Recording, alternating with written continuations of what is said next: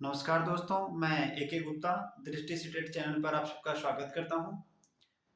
यह चैनल हिंदी माध्यम से तैयारी करने वाले जो सीटेट के विद्यार्थी हैं उनके लिए समर्पित है और पूरे भारतवर्ष में जो हिंदी भाषी छात्र हैं जिनको सीटेट के कठिन शब्दों को समझने में समस्याएं आती हैं, उनको सरलता से समझाने का इस चैनल में प्रयास किया जाता है और आप सबका प्यार सहयोग मिल रहा है। मैं इस कदम में आगे बढ़ रहा हूँ।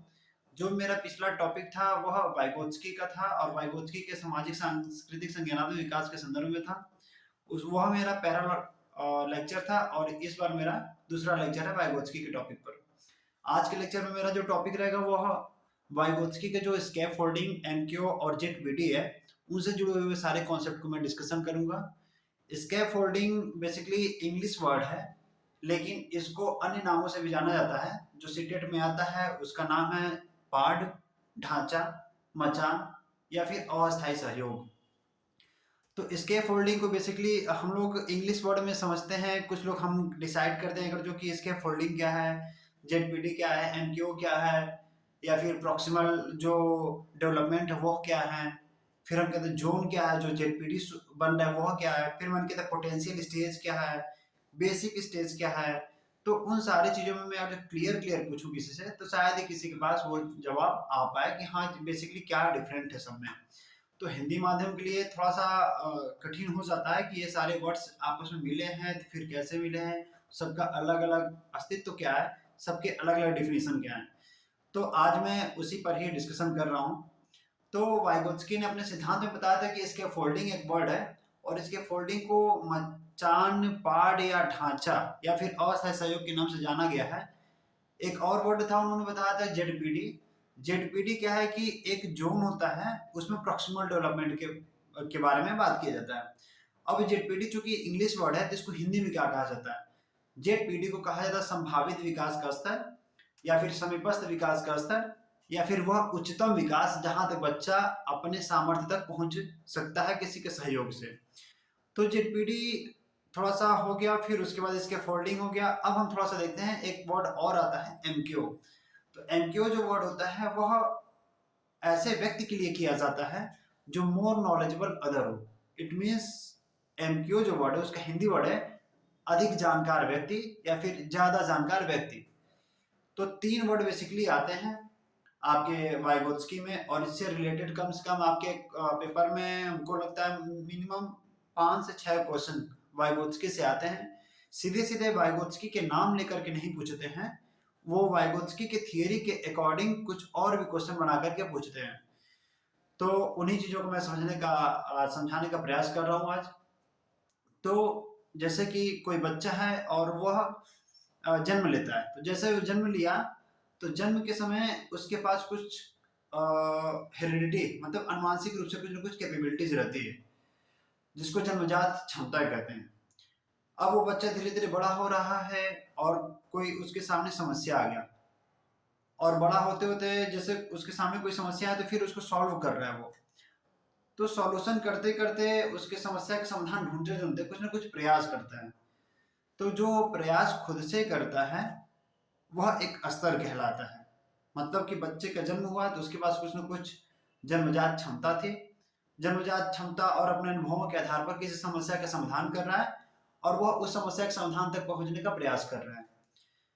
तो कभी कभी क्या होता है कि बच्चा अपने जो मूल समस्या का समाधान है वहां तक नहीं पहुंच पाता।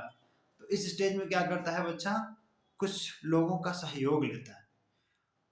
तो जिन लोगों का सहयोग लेता है वहां पर वह बच्चा किसी व्यक्ति विशेष का चुनाव करता है जो उस फील्ड में आगे हो। जैसे पर्टिकुलर किसी फील्ड में कोई बच्चा प्रॉब्लम फेस कर रहा है, समस्या का अनुभव कर रहा है। जैसे मान लीजिए कि साइकिल चलाना चाह रहा है और वो खुद के द्वारा प्रयास कर रहा है और वो साइकिल नहीं चला पा रहा है। तो ऐसे कंडीशन में क्या होता है कि बच्चा सोचता है कि कोई हमारा सहयोग करे, कोई आगे से या फिर पीछे से वो साइकिल पकड़ ले और मैं साइकिल चलाना सीख लूँ। तो वह सोचता है कि साइकिल चलाने वाले फील्ड में किसको ढूंढा जाए। तो उस फील्ड में जो जानकारी रखता है, जैसे साइकिल चलाना चाह रहा है तो साइकिल के फील्ड में जो जानकारी रखता है, जो व्यक्ति जानकारी रखता है, जो विशेषज्ञ है, जिसको साइकिल चलाने आता है, वह व्यक्ति क्या करता है, उस बच्चे के पास आता है और उसका सहयोग करता है कि साइकिल ऐसे ऐसे ऐसे ऐसे धीरे धीरे चलता है। तो वहां पर बच्चा जिस व्यक्ति का सहयोग लेता है, जो व्यक्ति बच्चे को सहयोग देता है या फिर बच्चे का सहयोग करता है, वह बच्चा ही क्या करता है कि वह अपने फील्ड में धीरे धीरे आगे बढ़ जाता है, मतलब साइकिल चलाना धीरे धीरे सीख लेता है। तो जो बच्चा किसी पर्टिकुलर फील्ड में प्रॉब्लम फेस कर रहा था, साइकिल नहीं चला पा रहा था, और उस फील्ड में किसी व्यक्ति विशेष का सहयोग लिया, तो जो व्यक्ति विशेष सहयोग देता है उसी को वाइगोत्स्की के थियरी में MKO के नाम से जाना जाता है। MKO क्या है कि मोर नॉलेजेबल अदर, वह ऐसा व्यक्ति होता है जो किसी फील्ड में सामने वाले समस्या वाले जो व्यक्ति हैं उनसे उस विषय में अधिक जानकारी रखता है। जैसे कि मैंने एक उदाहरण दिया बच्चे का, हो सकता है कि कोई बच्चा गणित का सवाल लगा रहा है और गणित के सवाल में कहीं ना कहीं उसको दुविधा हो रही है समझने में कि कैसे सवाल हल होगा, तो वो किसी मैथ के टीचर के पास जाता है। तो मैथ वाला टीचर जो उसको अच्छे से पता है कि कैसे ये जोड़ घटाना गुणा भाग करना है, तो उस बच्चे को समस्या का समाधान धीरे धीरे करने के लिए प्रयास करता है और धीरे धीरे उसको सहयोग करता है। तो जो व्यक्ति बच्चे का पर्टिकुलर विषय में सहयोग करना चाहता है, मतलब पर्टिकुलर फील्ड में सहयोग करना चाहता है, वही व्यक्ति क्या कहलाता है, MKO। तो जो MKO होता है मतलब मोर नॉलेजेबल अदर, या फिर अन्य जानकार व्यक्ति या विशेष जानकार व्यक्ति या विशेष अनुभवी व्यक्ति, जो उस पर्टिकुलर समस्या के बारे में ज्यादा जानकारी रखता है। जैसे मान लीजिए कि आपको सीटेट के बारे में या फिर वाइगोत्स्की के बारे में थोड़ा बहुत नॉलेज है, आपने खुद से प्रयास किया, आपने अपने बारे में वाइगोत्स्की के बारे में अच्छे से पढ़ा, और हो सकता है कि कुछ कुछ कॉन्सेप्ट क्लियर नहीं हो पा रहे हो, तो आप किसी ऐसे व्यक्ति के पास गए जो आपको वाइगोत्स्की के बारे में अच्छे से समझा दे। तो जो व्यक्ति होगा वाइगोत्स्की के पर्टिकुलर फील्ड में आपकी समस्या का समाधान करेगा, वही व्यक्ति कहलाता है MKO, मोर नॉलेजेबल अदर, या फिर ज्यादा जानकार व्यक्ति। तो यहाँ तक तय है कि बच्चा जब जन्म लेता है किसी समस्या का समाधान करने के लिए आगे बढ़ता है, और उस समस्या के समाधान में कुछ न कुछ समस्याएं आती हैं, तो कोई विशेष व्यक्ति उस समस्या के समाधान वाला कोई विशेष व्यक्ति आता है और उसका सहयोग करता है। तो ऐसा व्यक्ति क्या कहलाता है, मोर नॉलेजेबल अदर, या ज्यादा जानकार व्यक्ति। अब जो ज्यादा जानकार व्यक्ति है वह क्या करता है कि उस बच्चे का सहयोग करता है। तो बच्चे को सहयोग का मतलब यह नहीं हुआ कि वो बच्चे को कोई जादू दे दिया, कोई मंत्र दे दिया तो वो कर लिया, उस समस्या का समाधान कर लिया। उस बच्चे को कुछ ना कुछ देखते, जैसे साइकिल चलाने वाला बच्चा है तो उसको पीछे से पकड़ लिया कैरियर, और फिर उसको कहा कि तुम बैठो आगे, धीरे धीरे चलो, और फिर वो एटलीस्ट जैसे बच्चा आगे बढ़ता जाता है धीरे धीरे वो अपना जो सहयोगी व्यक्ति है धीरे धीरे हटता जाता है। तो कहीं ना कहीं वो कैरियर पकड़ा, तब वो बच्चा धीरे से बैठा आगे और आगे बढ़ा। तो कुछ ना कुछ एक तरीका अपनाया, एक तरीके के माध्यम से उस बच्चे को साइकिल में बैठाया और फिर वो आगे बढ़ गया। बच्चा धीरे धीरे इस तरह करते करते सीख गया। वैसे मैथ वाला कोई बच्चा है, वो प्रॉब्लम फेस कर रहा है अपने मैथ के फील्ड में, तो कोई मैथमेटिशियन या फिर अच्छा कोई गणित की जानकारी रखने वाला व्यक्ति आता है, उसको सहयोग करता है। सहयोग में क्या करता है, उसको बताता है कि बेसिक जो गुणा गणित सब होता है उसके बारे में वो समझाता है। तो वो भी कुछ ना कुछ सहयोग किया, समझाने का प्रयास किया, गणित के सूत्रों को, गणित के जो भी रूल्स वगैरह उनको समझाने का प्रयास किया। तो बच्चा इस फील्ड में धीरे धीरे जोड़ घटाना गुणा भाग करना शुरू कर लेता है। तो वो व्यक्ति, विशेष व्यक्ति जो होता है वो क्या कहलाया है, MKO। तो MKO किसी न किसी सहयोग के माध्यम से जो समस्या समाधान कर रहा बच्चा उसको आगे बढ़ाने का प्रयास करता है, और उसको वहां तक बढ़ाने का प्रयास करता है जहां तक बच्चा अपने सामर्थ्य की स्थिति, अपने उच्चतम विकास के स्तर तक पहुंच सकता है। तो वहां पे क्या होता है कि जो बच्चा है वो सहयोग लिया जिस व्यक्ति से, वो तो MKO कहलाया। लेकिन MKO क्या करता है, किसी न किसी विशेष माध्यम से उस बच्चे का सहयोग करता है। तो जिस विशेष माध्यम के द्वारा किसी बच्चे का सहयोग किया जाता है, किसी बच्चे का सहायता किया जाता है, या फिर उसको आगे बढ़ने के लिए कुछ रास्ते दिखाए जाते हैं, वही जो सहयोग होता है उसको कहते हैं स्कैफोल्डिंग। स्कैफोल्डिंग बेसिकली क्या है कि एक अस्थायी सहयोग होता है। अस्थायी सहयोग क्यों?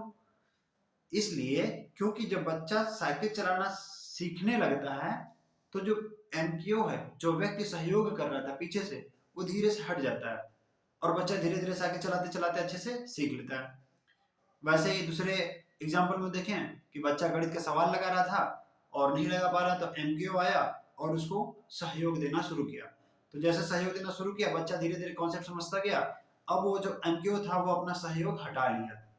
जब हटा लिया तो इसका मतलब क्या हो गया, अब वो बच्चा खुद से करने का प्रयासरत हो गया और वो बच्चा मैथ के सारे सवाल लगा ले रहा है।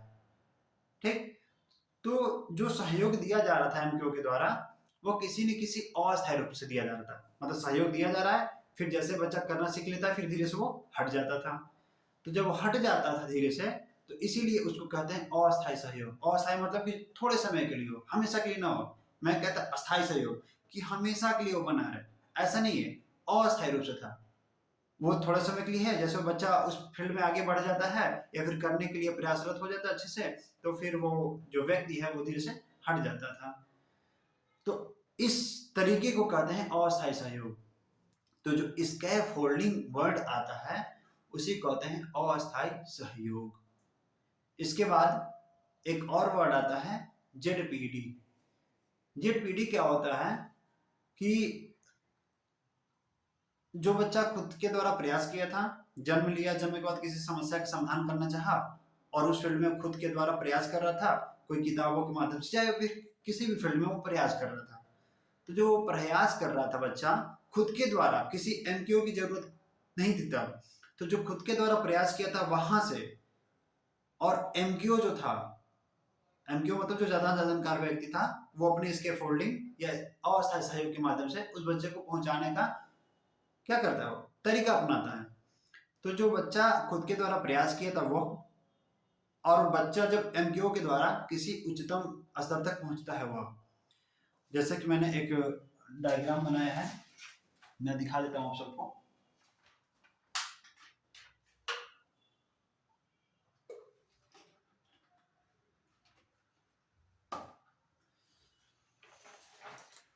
ये एक डायग्राम मेरे पास दिख रहा है आप सबको। इसमें तो उल्टा दिख रहा है, अभी मैं इसको सीधा कर दूंगा, दिखा दे रहा हूँ। ठीक है, इसको मैं डायग्राम के माध्यम से दिखा दे रहा हूँ। वेट वेट, खैर वो दिख नहीं पा रहा, वो जस्ट पीछे कैमरा जा नहीं पा रहा, थोड़ा सा यहाँ से देखने का प्रयास करें आप सभी। ये देखिए जरा, यह देखिए जन्म के समय और अब किसी कार्य के लिए प्रयास प्रारंभ करता है।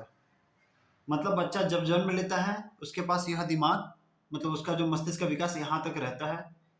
अब उसको कोई टास्क मिल गया, सपोज दैट उसको कोई टास्क मिल गया, उस टास्क को वो खुद के द्वारा प्रयास करना चाह रहा है। अब वो बच्चा किसी टास्क को, किसी समस्या को हल करने के लिए खुद के द्वारा प्रयास कर रहा है। प्रयास करते करते करते करते करते करते वो समस्या के इस स्तर तक पहुंचा है, अर्थात कि उस समस्या के पूर्णतः समाधान तक नहीं पहुंच पा रहा है। मतलब बच्चा जन्म लिया, उसके बाद किसी समस्या को पाया और समस्या के समाधान के लिए खुद के द्वारा प्रयास करता है, और स्वयं के द्वारा प्रयास से करते करते करते करते यहाँ तक सपोज दैट पहुंच गया। तो जो यहाँ तक की जो प्रक्रिया है, देखिए जरा, जो यहाँ से यहाँ तक की प्रक्रिया है वह बच्चा खुद के प्रयास के द्वारा किया है। ठीक है, यहाँ से यहाँ तक की जो प्रक्रिया है ये बच्चा स्वयं के प्रयास के द्वारा किया है। अब क्या होता है कि बच्चा अब इससे आगे नहीं बढ़ पा रहा है, इससे आगे नहीं बढ़ पा रहा है, तो इस स्थिति में क्या करता है, उसको कुछ ना कुछ ऐसे व्यक्ति की जरूरत पड़ती है जो वह उसको उस फील्ड में आगे बढ़ा दे। तो उस कंडीशन में उस समस्या के समाधान के लिए कोई व्यक्ति आता है जिसको कहते हैं एमक्यू। एमक्यू आता है तो वो क्या करता है, उस समस्या के समाधान के बारे में ज़्यादा जानकारी रखता है। इसका मतलब कि उस फील्ड का वो विशेष विशेषज्ञ रहता है। तो एमक्यू आता है और इस समस्या के समाधान के लिए कुछ प्रयास करता है, बच्चे का सहयोग करता है। तो वो किस रूप में करता है, एमक्यू यहाँ पर आ गया, अन्य जानकार व्यक्ति जिसको कहते हैं, वह क्या करता है, एक अस्थायी सहयोग देता है जिसको स्कैफोल्डिंग कहते हैं। तो अस्थायी सहयोग जो है वो स्कैफोल्डिंग कहलाता है। अस्थायी सहयोग में जैसे मान लीजिए कि वही साइकिल चलाना चाह रहा था कोई बच्चा, और यहाँ से उठाता और करते करते करते करते आधा साइकिल सीखा था, वो पूरा साइकिल नहीं सीख पा रहा था। अब वो एमक्यू के पास गया, एमक्यू आया, उसको क्या किया, उस फील्ड में आगे बढ़ाने के लिए उसके पीछे का कैरियर पकड़ लिया और पीछे का कैरियर अस्थायी सहयोग कहलाएगा। क्या कहलाएगा? अस्थायी सहयोग। अस्थायी सहयोग एमक्यू ने दिया। अब वो बच्चा धीरे धीरे साइकिल चलाना क्या किया? अच्छे से सीख लिया। तो जब बच्चा सीख लेता है तो इसके फोल्डिंग क्या करता है, मतलब अस्थायी सहयोग क्या होता है, वह हट जाता है। जैसे ही यहाँ पे उच्चतम विकास है, बच्चा यहाँ पहुंचने वाला होता है, इससे पहले ही एमक्यू क्या करता है, अपना अस्थायी सहयोग हटा लेता है। तो जब हटा लेता है तो फिर बच्चा स्वयं के द्वारा, प्रयास के द्वारा उस लक्ष्य तक पहुंच जाता है जब वो साइकिल चलाना सीख जाता है। इसका मतलब कि बच्चा यहाँ से शुरू हुआ और यहाँ पर पहुंच गया किसके माध्यम से? एमकेओ के माध्यम से। एमकेओ कोई एक व्यक्ति रहता है जो ज्यादा जानकार व्यक्ति है किसी फील्ड में, उसको कहते हैं। यह व्यक्ति क्या करता है? अस्थायी सहयोग देता है। हो सकता है कि मैथ की फील्ड में गणित जोड़ घटाना सिखाए कोई, हो सकता है कि वह साइकिल चलाने के क्षेत्र में पीछे कैरियर वगैरह पकड़ ले या फिर कुछ समझा दे। तो एमक्यू एक व्यक्ति है, यह अस्थायी सहयोग दिया, जिस भी रूप में दे सकता है, वो किसी भी रूप में दे सकता है। एक टेक्निक है, एक तरीका है इसका फोल्डिंग, तो अस्थायी सहयोग के रूप में है। बच्चा स्वयं के प्रयास के द्वारा यहाँ से यहाँ पहुंचा था, अब बच्चा यहाँ से यहाँ तक पहुंच गया। तो यहाँ से यहाँ तक किसके माध्यम से पहुंचा? एमक्यू के सहयोग के द्वारा। एमक्यू एक व्यक्ति था और इसके फोल्डिंग दिया था। तो देखेंगे आप कि यहाँ से यहाँ तक के प्रयास और यहाँ से यहाँ तक के, इन दोनों के बीच में कुछ गैपिंग है और इन दोनों के बीच में कुछ गैपिंग है। तो बच्चा जो स्वयं के द्वारा प्रयास किया रहता है, यहाँ से जहाँ तक किया है वहां से, और जहां तक वो एमक्यू के सहयोग से कर दिया है, या फिर अपना साइकिल चलाना सीख लिया है, फिर अपने लक्ष्य तक पहुंच गया है, फिर अपने सामर्थ्य तक पहुंच गया है, या फिर अपने मेन उद्देश्य तक पहुंच गया है, उस दोनों के बीच में कुछ ना कुछ गैपिंग है। यहाँ से और यहाँ में कुछ ना कुछ गैपिंग है। तो ये जो गैपिंग है, जो एरिया है, जो जोन है, इसी को वाइगोत्स्की कहते हैं जेडपीडी, मतलब zone of proximal development, ZPD. अब जोन क्यों है? जैसे कि मान लीजिए कि कोई व्यक्ति है और किसी कॉलोनी में रह रहा है, और वहां कॉलोनी में वह दूसरे कॉलोनी में जाना चाहता है, तो जा नहीं पा रहा। तो एक कॉलोनी से दूसरे कॉलोनी में जाने के लिए किसी किसी व्यक्ति की जरूरत होती है, और व्यक्ति क्या करता है, उसको साधन उपलब्ध करा देता है। तो साधन के माध्यम से वो एक कॉलोनी से दूसरे कॉलोनी में पहुंच गया। एक कॉलोनी से दूसरे कॉलोनी में पहुंचने के लिए कुछ ना कुछ गैपिंग है, कुछ ना कुछ डिस्टेंस है, कोई ना कोई जोन है। जैसे मैंने कहता है वो ब्लू जोन है, रेड जोन है, और फिर वो ऐसा जोन है जहां पर आप जा नहीं सकते, जंगल है। तो कुछ आप सुने होंगे वर्ड की जोन। तो जो बच्चा खुद के द्वारा प्रयास किया था, उस प्रयास के माध्यम से अब वह एमक्यू के आधार पर अपने उच्चतम विकास तक पहुंच गया। तो उच्चतम विकास तक पहुंच गया जब, तो खुद के द्वारा प्रयास और उच्चतम विकास के बीच में कुछ ना कुछ गैपिंग दिख रहा था। तो जो गैपिंग था उसी को कहता है वो जोन। क्या कहता है वो? जोन। जोन को जेडपीडी के नाम से जाना जाता है, Z zone of proximal development. Proximal development में क्या होता है कि बच्चा अपने संभावित विकास के स्तर तक पहुंच सकता है, मतलब कि अपने उच्चतम स्तर तक पहुंच सकता है, अपने सामर्थ्य स्तर तक पहुंच सकता है। जेडपीडी यह शो कर रहा है। जेडपीडी का मतलब हो गया कि बच्चा जो खुद का प्रयास किया है वह, और दूसरे के प्रयास के द्वारा जहां पर पहुंच गया है वह, इन दोनों के बीच में कुछ कुछ गैपिंग है। तो जो गैपिंग उसी को कहते हैं जोन ऑफ प्रॉक्सिमल डेवलपमेंट, मतलब संभावित विकास का स्तर या सामर्थ्य का स्तर। तो इस स्थिति में क्या होता है कि जो व्यक्ति होते हैं,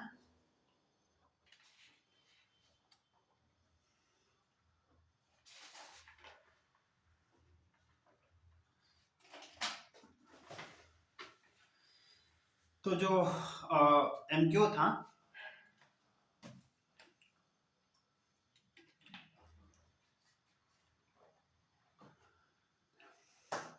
तो जो एमक्यू था वह क्या किया कि इसके फोल्डिंग माध्यम से, मतलब अस्थायी सहयोग के माध्यम से, एक पाड़ या ढांचा या एक मचान दिया बच्चे को कि आगे चढ़ जाए, आगे ऊपर बढ़ जाए।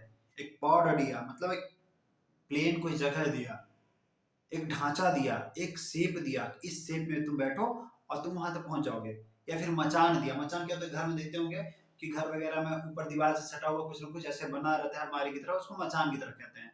तो मचान पे चढ़ करके आप छत पर चढ़ जाएंगे तो उसको मचान भी कहते हैं।